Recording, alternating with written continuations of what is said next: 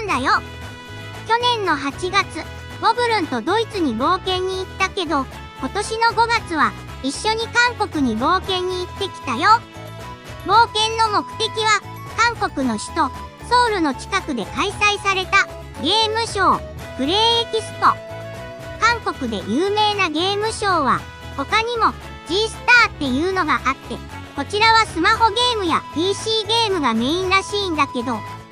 プレイエキスポは家庭用ゲームやアーケードゲーム、インディーゲームの出展が多いんだって。今回はこのプレイエキスポに、僕のパズルボブルエブリバブルや対等の家庭用ゲームを韓国やアジア地域で販売してくれているアークシステムワークスアジア支店さんが出店してたんだけど、その応援に行ってきたんだ。その時の様子をみんなに紹介するね。ここがアークシステムワークスさんのブース。プレイエキスポっていう名前の通り、遊びに来てくれたみんなにゲームを楽しんでもらえるように、いろんなゲームの私有台が置いてあったんだ。対等のゲームはまだ発売前だったパズルボブルエブリバブルとレーズアーケードクロノロジーのゲームが遊べるようになってたんだ。遊んでくれた人には僕とボブルンのサンバイザーやアクリルキーホルダーをプレゼントしてたよ。僕もみんなにエブリバブルを遊んでほしくて、私有台の前でアピール頑張ったよ。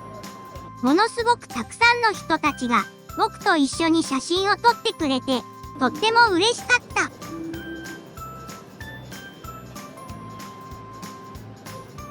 いつの間にか行列ができててびっくりしちゃった。キヨーってたくさん声をかけられたんだけど、どん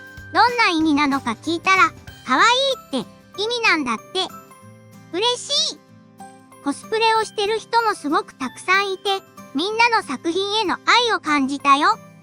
僕と姿が似てる恐竜さんたちとも一緒に写真撮っちゃった。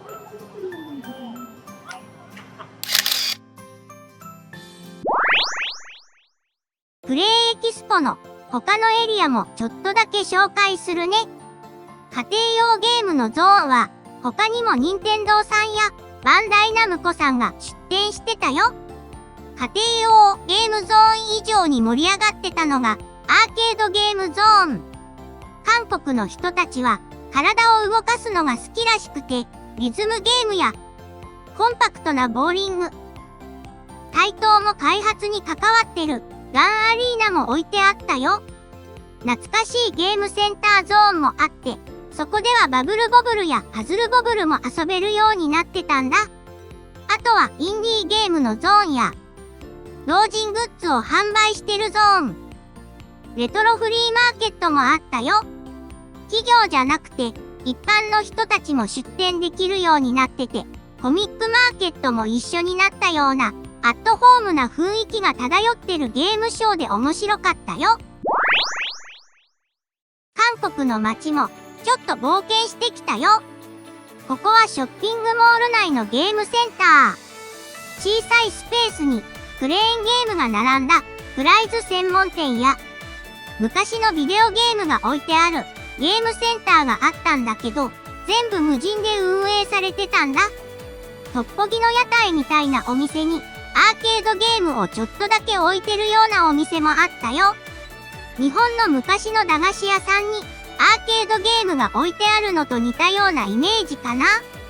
バブルボブルが3台並んでるところも見つけちゃった。ゲームショップにも行ってみたけど、あまり大きくなくて、今はみんなネットで買う人が多いみたい。秋葉原みたいな韓国の電気街にも行ってみたんだけど、新しいゲームから古いゲームまで、たくさん売ってる個人のお店があって、不思議な雰囲気だった。もちろん美味しい韓国料理も食べたよ。日本からすぐ行けちゃう韓国だけど、日本とは雰囲気や事情が違う部分もたくさんあって、面白かった。何より、プレイエキスポで韓国のたくさんの人たちと触れ合えて楽しかった。また、みんなに会える日があると嬉しいな。それじゃあ、またねー。ハムサハムニだ。